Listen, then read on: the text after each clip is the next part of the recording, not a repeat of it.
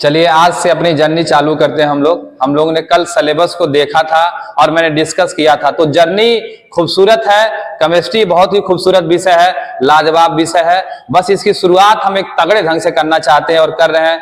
ना कागज ना कलम ना किताब से सीखी है, ना कागज ना कलम ना किताब से सीखी है, ये हुनर मैंने अपने बाप से सीखी है। आइए इसी शायरी के साथ हम लोग शुरू करते हैं आज का जो शुरुआती जो चैप्टर रहा बिलियन।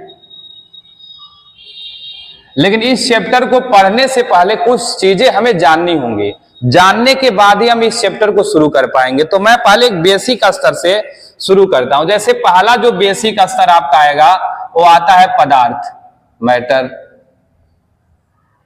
पदार्थ। अब ये पहला क्वेश्चन बनता है कि पदार्थ क्या होता है, पदार्थ किसे कहते हैं। तो बहुत सिंपल सी परिभाषा है, क्लास 9th में आप जाएंगे तो काफी कुछ जुड़ के बताया जाता है। लेकिन जब आप 12th में आ गए हैं तो कोशिश करिए कि परिभाषाओं को अपने हिसाब से अगर ढाल सके तो ढालिए। ठीक है, आइए सीखते हैं। तो पदार्थ का मतलब होता है कि वे सारे वस्तु पदार्थ की श्रेणी में आ जाएंगे जिनके अंदर भार होगा।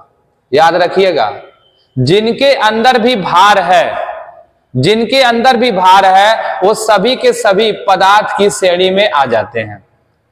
अब इन्हीं से बहुत सारी चीजें बन जाएंगी बहुत सिंपल तरीके से।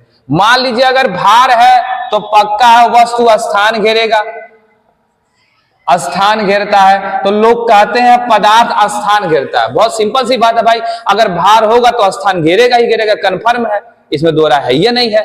अब जब स्थान घेरता है तो तुमको पता होगा भाई कि जो वस्तु जितना स्थान घेरता है वही उसका होता है आयतन। जैसे समझ में आ रहा है, जैसे मान लीजिए अगर आपके लिए हमें कुर्सी बनवाना है तो आप जितना दूर बैठते होंगे नाप लिया जाएगा और नाप के आपके लिए एक पर्सनल कुर्सी बना दिया जाएगा। इसका मतलब वही आपका आयतन है। जैसे मैंने मार्कर लिया है तो ये मार्कर इतना स्थान घेर रहा है, देखिए ध्यान से, तो इतना स्थान घेर रहा है। तो जब इतना स्थान घेर रहा है तो इसका मतलब मार्कर का यही तो आयतन हो गया। तो किसी वस्तु द्वारा घेरे गया जितना भी स्थान उसने घेरा वही उसका क्या है, आयतन है। और एक शब्द और होता है, न्यूटन ने कहा था कि जब तक किसी वस्तु पर बाहर से कोनो बल नहीं लगाएंगे तब तक वो वस्तु जड़त्व की अवस्था में होती। मतलब अगर चल रही तो चलती रहेगी, रुकी है तो रुकी रहेगी, जब तक हम बाहर से कोई बल नहीं लगाएंगे। सेम कंडीशन पदार्थ का भी होता है। तो पदार्थ जानने का बहुत सिंपल तरीका, बड़ा बड़ा परिभाषा नहीं रटना है, सिंपल हमें सीखना है। कभी जिंदगी में पूछेगा ना इंटर में, डरिए मत कि सर इंटर में कहीं आ गया, इंटर में कभी आने वाला नहीं है। बस ना ध्यान रखिए मैंने शुरुआत किया है। तो जब भी आपसे कहा जाए पदार्थ किसे कहते हैं, सिंपल सी बात कहिए, जिसमें भार होता है उससे पदार्थ कहते हैं। भार होगा तो स्थान घेरेगा और स्थान घेरेगा तो उसके अंदर आयतन तो रहेगा ही रहेगा और वो जड़त्व की अवस्था में रहेगा। अब आइए यहां पर कुछ आगे बढ़ते हैं। अब कुछ बच्चे सवाल करेंगे कि सर ऐसी कोई भी वस्तु है क्या जो पदार्थ ना हो? तो है, बिल्कुल है। जैसे अगर कहा जाए कि जिसमें भार नहीं है वही पदार्थ है। जैसे मैं कहूं पहला चीज लव, नाम सुनते ही कुछ लोग मुस्कुरा दिए होंगे, वह लव है जो सोच रहे हैं आप, ठीक है ना। तो लव मतलब समझ रहे हैं, एक प्रेमी और प्रेमिका के बीच वाला भी है और एक माँ और बच्चे के बीच वाला भी लव।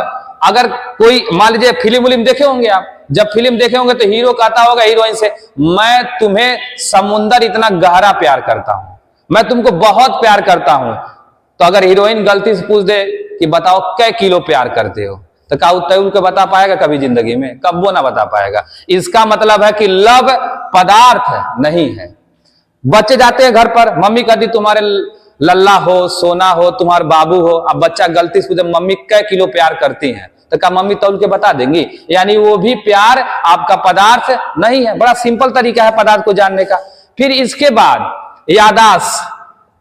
अगर आपको पता होगा आपका जो मेमोरी है वो तो अनंत किस्म का मेमोरी है, कितना चाहे उतना सेव कर लें, लेकिन क्या जितना याददाश्त आपको पता है क्या सब सेव करके तौल पाएंगे? कभी नहीं तौल पाएंगे। इसलिए ये भी पदार्थ नहीं है। सूर्य की किरण ये भी पदार्थ नहीं है। तो मतलब ये हो गया कि जिन्हें हम तौल नहीं सकते हैं, जिनका भार नहीं है, उन्हें हम पदार्थ की श्रेणी में नहीं रखेंगे। तो क्या ये परिभाषा समझ में आ गया होगा? बहुत सिंपल परिभाषा दिया गया। पदार्थ जिसमें भार है, स्थान घेरता, आयतन, वो सब पदार्थ की श्रेणी में आएंगे। जिनमें भार नहीं है, जिनको तौल नहीं सकते, वो पदार्थ नहीं है। ठीक है, तो इससे हम नेक्स्ट आगे बढ़ते हैं। अब ये जो पदार्थ है जो पदार्थ है इसको दो आधारों पर बांटने का प्रयास किया गया। एक था भौतिक आधार और एक था रासायनिक आधार। एक था भौतिक आधार और एक था रासायनिक आधार। भौतिक आधार पर इसको 3 भागों में बांटा गया, जिसे हम कहते हैं ठोस, द्रव, गैस। और अगर हम रासायनिक आधार पर बात करें तो इसको पहले 2 भागों में बांटा गया, जिसे कहा गया शुद्ध पदार्थ और फिर कहा गया अशुद्ध पदार्थ। तो याद रखिएगा, रासायनिक आधार पर इनको 2 भागों में बांटा गया, प्योर सब्सटेंस और मिक्सचर, मतलब अशुद्ध। अब अगर हम बात करें शुद्ध पदार्थ को भी 2 भागों में बांटा गया, एक का नाम रखा गया तत्व और दूसरे का नाम रखा गया यौगिक। और अशुद्ध पदार्थ को हम कह सकते हैं, इसको एक नाम दिया गया जिसका नाम था मिश्रण। ठीक है, तो ये सारी बातें याद रखिएगा। जब भी पदार्थ को बांटना होगा तो हमें 2 आधार पर लेकर चलना है, भौतिक आधार और रासायनिक आधार। भौतिक आधार पर इसको 3 भागों में बांटा गया, ठोस, द्रव और गैस। रासायनिक आधार पर 2 भागों में बांटा गया, शुद्ध और अशुद्ध। शुद्ध में 2 भाग आते हैं, तत्व और यौगिक। अशुद्ध में आता है मिश्रण। अब इसी मिश्रण को यहां पर ध्यान दीजिए, यह मिश्रण है तो 2 प्रकार का मिश्रण होता है।